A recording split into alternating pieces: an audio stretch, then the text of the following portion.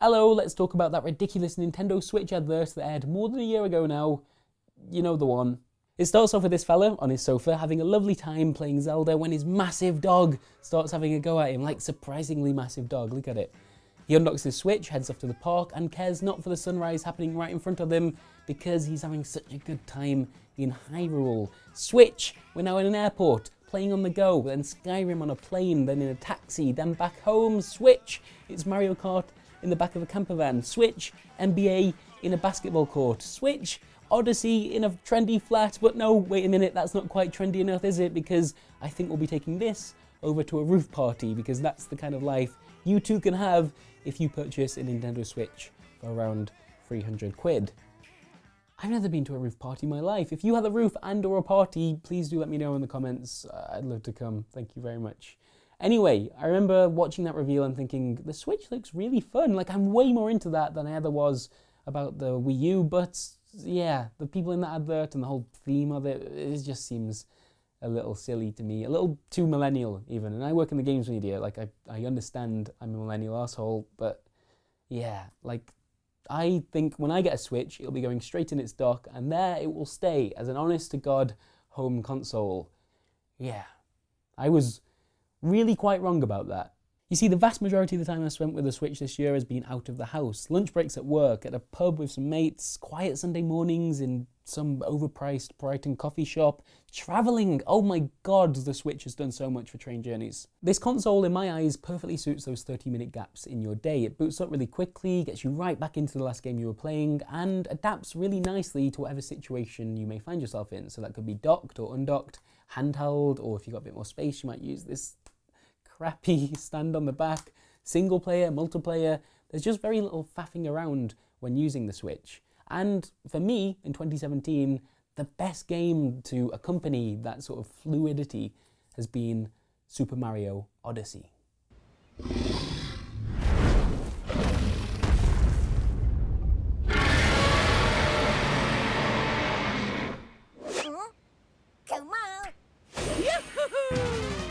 This is a game about exploring brilliant, colourful, joyful worlds and just constantly being rewarded for doing so. I love it when a game encourages that kind of genuine, almost childlike curiosity, when they leave something in place for those players that can't help but go back and check if there was something interesting around the corner they missed earlier on, and inevitably that always is. Actually, the thing that makes that process so special is that, yeah, sometimes it is just about being a good explorer. You look somewhere you don't need to and, hey, here's a present. But in plenty of cases, you'll hop down a tunnel you just found or through a doorway that's slightly off the beaten track, and you're greeted with a puzzle or a mini game or a creature that can be controlled that seems entirely unique to that area. It's like the designers are just showing off with how many ideas they came up with. You see this best in a number of things you can possess, I think. Stretchy things, birds with extending beaks that can stick into walls, a dinosaur, little chain chomps, big chain chomps, a statue that sees invisible pathways, Goombas, tanks, a human that's actually controlling a remote-controlled car, bullet bills, and all of them have puzzles and challenges that are designed just for them. And once you've done that bit, had your fill of that new game mechanic or whatever it is, you typically just move on. Nothing overstays its welcome. If you really like New Donk City, for example, there's hours of stuff to do there, exploration, collectibles, whatever. But if you don't, you then just complete the main boss fight, help find a few musicians, and maybe collect a couple of extra power moons along the way, and that's it. You go somewhere else, you do something else. And I think that's a really fantastic approach to game design. If I'd spent months working on something like the Bound Ball Grand Prix for my game, you'd bloody well know about it. I'd make you spend hours there. But Mario Odyssey isn't like that. The game just says, oh, here's something kind of interesting you can do for a bit, which you've not seen anything like before in any of the other worlds, by the way. But once you've beaten the race once, yeah, go do whatever you want. Stick around or go somewhere else instead. It's up to you, and that's great. It just chucks fun stuff at you and doesn't get offended if you like some bits more than others. As I said, I think it's a perfect game for those 30-minute chunks for that reason exactly. Another thing that delighted me about Odyssey this year was how much better I've got at controlling Mario along the way. His moveset never changes. It's not like you level up and unlock new skills or anything like that. You pretty much have everything from the beginning.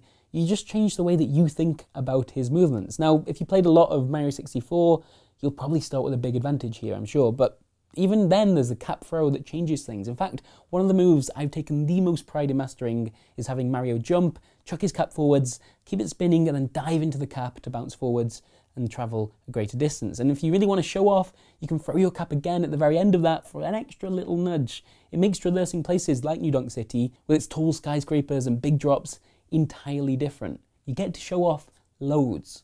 Mario has always been one of the best characters to just control, and Odyssey is no exception there. It's not a difficult game. In fact, most of the time it's a very, very easy one, but I got a real sense of progression, personal progression, from learning to master the movement, bit by bit. The game is just a joy. Look at it. Actually, I think that's the word that sums it all up for me. No other game this year has provided me with such joy with every play session as Super Mario Odyssey, and that's why it is my game of the year for 2017.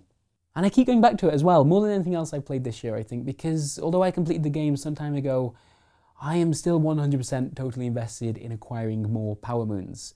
Like, have you ever seen a pig hunting for truffles? It's terrifying, actually. It's all they care about. They're obsessed with it. Like, that's what I am when I play Super Mario Odyssey, and I appreciate that's a disgusting image, me ramming my snout into various nooks and crannies, hunting for more Power Moon-shaped delicious truffles, but it's happened. And I'll tell you, I found plenty of truffles.